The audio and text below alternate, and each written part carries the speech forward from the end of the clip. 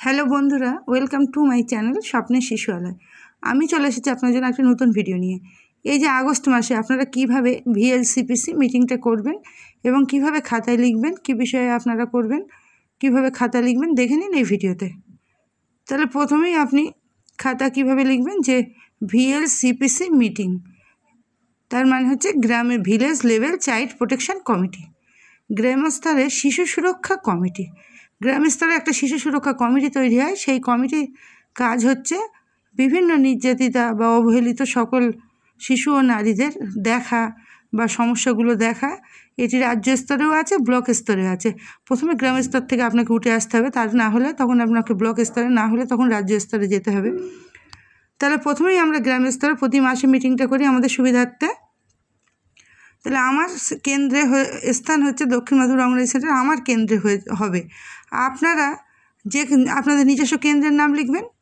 আমার এ মাসে বিষয় হচ্ছে শিশুর পরিপূরক পুষ্টি তৈরি ও প্রাক শিক্ষার জন্য সুরক্ষিত অঙ্গনওয়াড়ি সেন্টার। অঙ্গনওয়াড়ি কেন্দ্র যদি ঠিকঠাক পরিষ্কার পরিচ্ছন্নতা এবং ভাঙাচোরা পরিচ্ছন্নতা না থাকে বা ভাঙাচোরা হয় বা জল পড়ে বা রান্নার জায়গা পরিকাঠামো যদি ঠিক না থাকে, তাহলে শিশুদের সুরক্ষা কোথায়?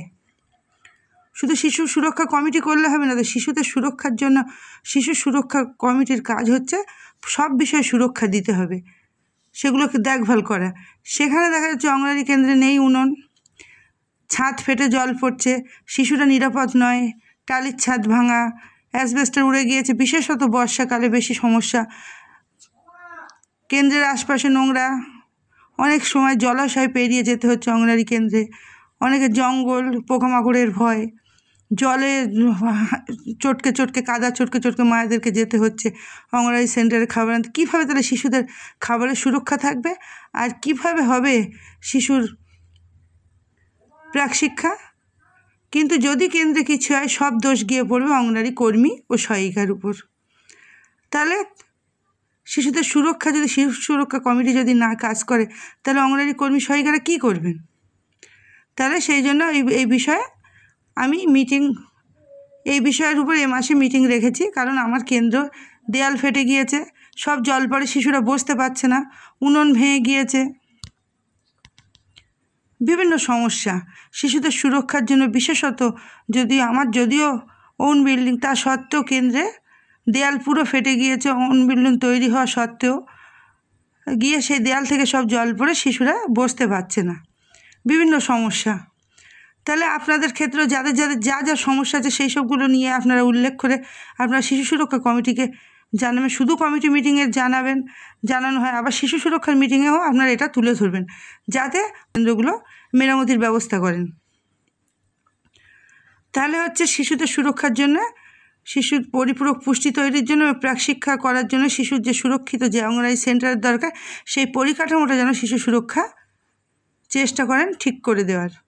মাস হচ্ছে আগস্ট 2025, তারিখ হচ্ছে 13/8/2025, সময় আমার 10টা থেকে 12টা। আপনাদের ক্ষেত্রে যা সময় হবে আপনারা সেটাই লিখবেন, আপনারা যে তারিখে করবেন আপনারা সেটা লিখবেন। তাহলে অর্ধ ইংরাজি 13/8/2025 তারিখে দক্ষিণ মাধুর অঙ্গনওয়াড়ি সেন্টারে বিভিন্ন সম্মানীয় ব্যক্তিবর্গের উপস্থিতিতে ভিএলসিপিসি মিটিং সুষ্ঠুভাবে সুসম্পন্ন হইল। এই কমিটিতে গঠিত ব্যক্তি যারা আছেন, যেমন পঞ্চায়েত প্রধান, নারী ও শিশু উন্নয়ন সঞ্চালিকা, শিশু প্রতিনিধি হিসেবে একজন মহিলা সদস্য লাগবে একজন শিশু প্রতিনিধি হিসেবে, এবং আশাকর্মী, এএনএম দিদি, অঙ্গনারী কর্মী, অঙ্গনারী সহায়িকা দিদি, স্কুল শিক্ষক, পঞ্চায়েত সদস্য, জনপ্রতিনিধি, স্বর্ণজয়ন্তী সদস্য, এদের সকলের আন্তরিক উপস্থিতিতে এই মিটিংটি সুসম্পন্ন হবে। এছাড়া আপনি যদি মনে করেন যে ব্যক্তি থাকলে আপনি আপনার এই কমিটিতে বেশি সুরক্ষিত হবে বা তারা খুব সুন্দর কাজ করেন, এমন অনেক মানুষ আছেন যারা উৎসাহী জনপ্রতিনিধি, তাদেরকেও আপনি মনে করলে রাখতে পারেন। তাহলে উক্ত সভার আলোচ্য বিষয় কি এখানে লিখব আমি। উক্ত সভার আলোচ্য বিষয় হচ্ছে আমার একটা হচ্ছে বাল্যবিবাহ, শিশু শ্রমিক, নারী নির্যাতন, পণ প্রথা এবং কন্যা সন্তানের সুরক্ষা। এগুলো নিয়ে আমরা প্রতি মাসেই করি। তার সঙ্গে যে মাসে যে সমস্যা হবে আপনারা সেটা যোগ করবেন। নাবালিকা মা ও অপুষ্ট শিশু, প্রতিবন্ধী শিশু, দুগ্ধের প্রয়োজনীয়তা এবং শিশুদের সুরক্ষিত রাখার জন্য অঙ্গনওয়াড়ি সেন্টার মেরামতির ব্যবস্থা। তাহলে এই বাল্যবিবাহ, শিশু শ্রমিক, অল্প বয়সে বিয়ে দেওয়া যাবে না। মিনিমাম 18 বছর, যার জন্য সরকার কন্যাশ্রী রূপশ্রীর ব্যবস্থা করেছে, যাতে 18 বছর পর্যন্ত মেয়েরা পড়াশোনা করে এবং তারা কন্যাশ্রীর টাকা পান, এবং 18 বছরের পরে বিয়ে হলে যাতে রূপশ্রীর টাকাটাও পান। সে বিষয়ে সরকার যথেষ্ট সুবিধা প্রদান সত্ত্বেও অনেক স্কুল ছুট পাওয়া যায়। যদিও এখন মহিলাদের মেয়েদের স্কুল ছুটের পরিমাণ কমে গিয়েছে, কিন্তু ছেলেদের ক্ষেত্রে স্কুল ছুটের পরিমাণ বেশি হয়ে যাচ্ছে। কারণ তারা কি করছে, তারা অল্প বয়সেই তারা বিভিন্ন কাজে চলে যাচ্ছে, তাদের ফোনের প্রতি আসক্তি এসে গিয়েছে, তারা ফোনে গেম খেলবে, ফোনে টাকা চাই, কাজে ঢুকে যাচ্ছে। পড়াশোনার দিকে তাদের কিন্তু অনেকটা আগ্রহ কমে গিয়েছে। সেই সব শিশুদেরকে বুঝিয়ে, শিশু সুরক্ষার কমিটির কাজ হচ্ছে সকলে মিলে তাদের সাথে তাদেরকে বুঝিয়ে এবং তাদেরকে সেই মূল স্রোতে, জীবনের মূল স্রোতে ফিরিয়ে দিতে হবে। এটাই হচ্ছে শিশু সুরক্ষা কমিটির মূল লক্ষ্য। নাবালিকা মা, অল্প বয়সে মা হলে সেই মাও অপুষ্ট হয়ে যায়। যে শিশু সন্তানের জন্ম দেয় সে শিশুও কিন্তু অপুষ্টিতে ভোগে। এবং প্রতিবন্ধী শিশুর ক্ষেত্রে কিন্তু এরকম হয়। প্রতিবন্ধী শিশু জন্মানোর পরে তার প্রতিও অনেক অবহেলা। তাকে ঠিকমতো দারিদ্র সীমার নিচে বসবাসকারী ব্যক্তিরা ঠিকমতো পরিষেবা দিতে পারে না।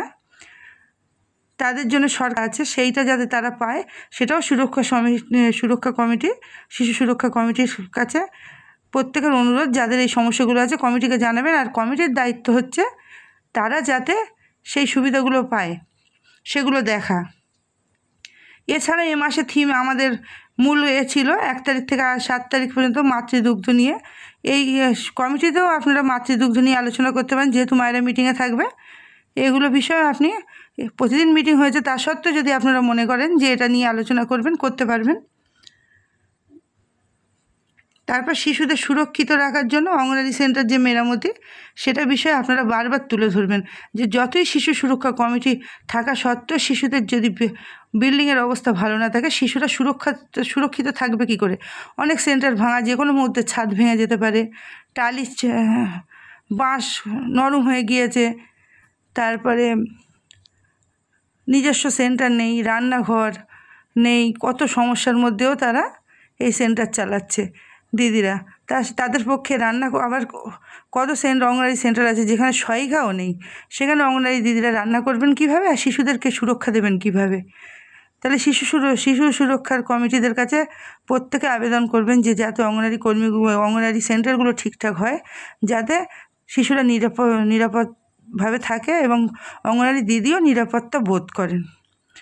তাহলে এইভাবে আপনারা মিটিংয়ে আপনাদের যার এলাকায় যা সমস্যা হবে, আমি যে সমস্যাগুলো উল্লেখ করলাম এগুলো আমার নিজস্ব সমস্যা, আর আপনাদেরও কিছু সমস্যা আছে তার মধ্যে। আপনাদের এছাড়াও যদি কোনো সমস্যা থাকে, আপনারা এই শিশু সুরক্ষা কমিটি মিটিং ছাড়াও আপনারা শিশু সুরক্ষা মিটিংয়েতেও শিশুদের কথা উল্লেখ করতে পারেন।